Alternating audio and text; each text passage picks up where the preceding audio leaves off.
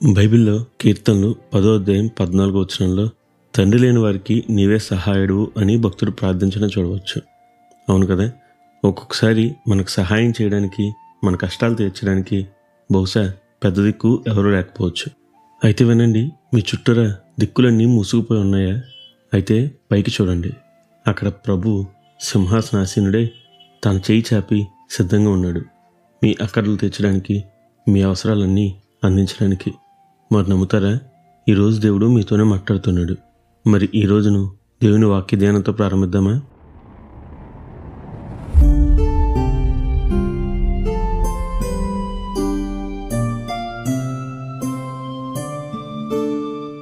Bible సెలవిస్తుంది దేవుడు మనకు తండ్రి అని.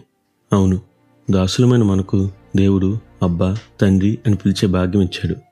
మరి మన పరమ తండ్రి తన బిడ్డల అవసరాల విషయానికి వస్తే ఎంత త్వరగా స్పందిస్తాడో మనం బైబిల్లో 1 రాజులు 2 రాజుల గ్రంథంలో ప్రవక్త అయిన ఎలీషా వృత్తాంతాల్లో చూడవచ్చు.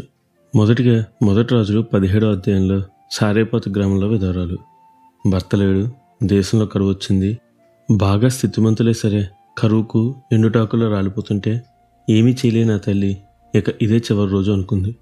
తన కళ్ళ ముందే ఆకలికి కృషించి తన బిడ్డ ఆమెతో పాటే చనిపోతాడు అనుకుంది. అయితే దేవుడు అలా జరగనిచ్చాడా?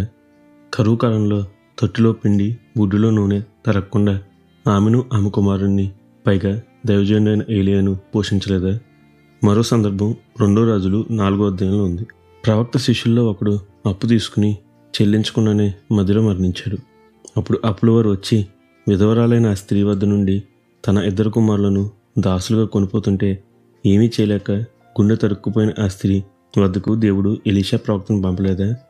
కొంచెం నూనెను అద్భుత రీతిగా ఆశీర్వదించి ఆ కుమారులను రక్షించలేదా?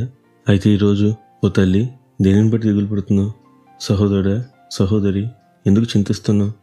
ఏలియా సేవించిన దేవుడు, ఎలీషా సేవించిన దేవుడే మనం కూడా సేవించేది కదా.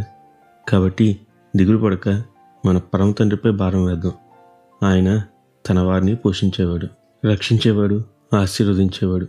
అందుకే నిత్యం ఘనత, మహిమ, ప్రభావములు యేసుక్రీస్తు నామమునకే కలుగునుగాక. ఆమెన్. హల్లెలూయా.